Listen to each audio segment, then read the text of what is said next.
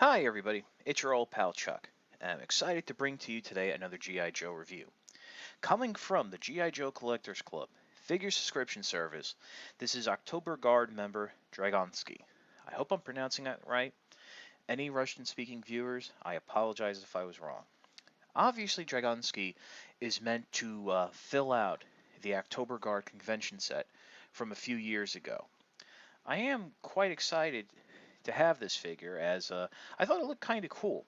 I never had a figure with this blowtorch type of or flamethrower type setup, and I think it's actually really nifty.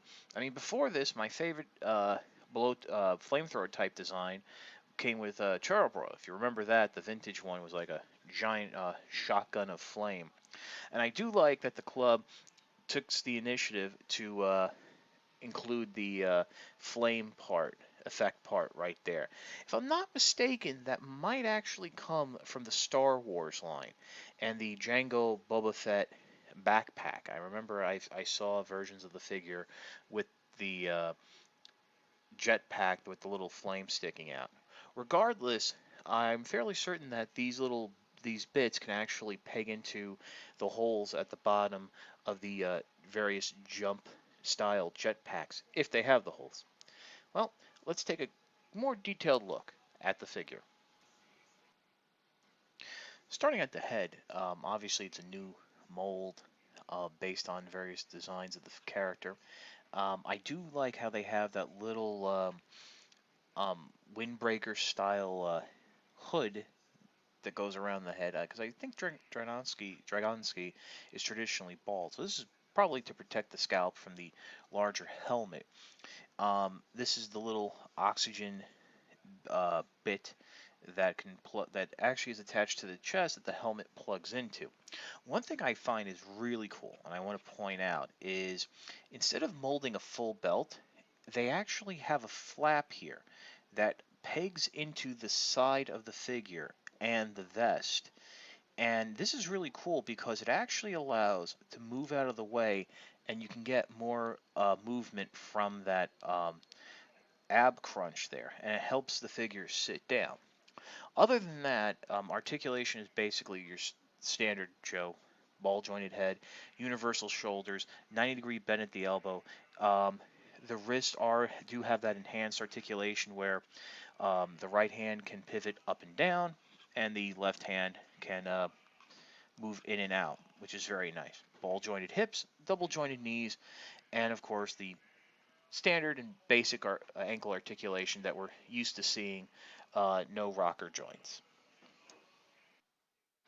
Dragonsky's accessories are actually kind of cool. First, we have the helmet here, which we saw at the beginning, that just slips on. I should mention that it does fit very tightly around the head.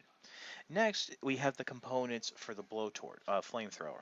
Sorry, I keep calling it a blowtorch. First, you have this very nice design.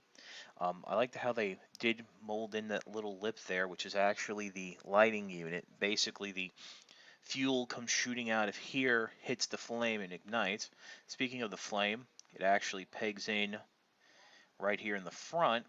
At first, I thought was trying to go in like this.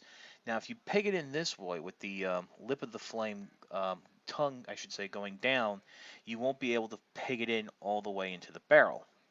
Now, at the rear of the flamethrower, there is a hole which actually pegs into this heavy tube. Now, I will say that the tube is very stiff and will sometimes make posing with holding the flamethrower a little difficult. The wrist articulation does help.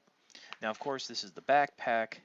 Does have this very soft, rubbery peg, which we should be used to by now. Um, with a vest like Dragonsky's, it does make it a little difficult to get in, but not too bad. Nice, you have that lavender detail to match his uniform. And then finally, probably the dumbest accessory to ever include with a flamethrower trooper, an automatic weapon. Does As most of you should know who have seen the movie Aliens, sparks from automatic weapons can ignite fuel. Basically, he starts firing this with his flame pack on. He could blow himself up. I know we went through this, I think, with Blowtorch, with when he came with that Scar rifle or Saw rifle, and basically that, along with a couple landmines, that the Cobra Troopers would just stand back and let him blow himself up. I mean, it is nice to have. I mean, it's a nice AK-47. I would just say pass that off to one of your Cobra Troopers who would need it a little more. Like Bombardier, Dragonsky may not appeal to the collector base as a whole, being a character with more international flavor. Uh, but since the October Guard was a featured in both the comics and the original cartoon, I think they have a much wider appeal than, say, Action Force members and what have you. The figure itself is pretty fun. Unlike, say, Blowtorch, Dragonsky can hold the flamethrower with two hands reasonably well. Not a lot of fidgeting or fooling around that results in like tubes popping out or whatever.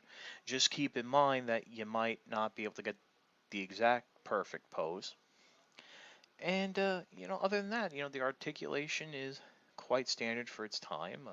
I was able to get the figure off a Big Bad Toy Store. I think they still had a couple in stock. And if you're looking to fill out your foreign GI Joe ranks, definitely worth a pickup. This is your old pal Chuck for Dragonsky. We'll see you next time.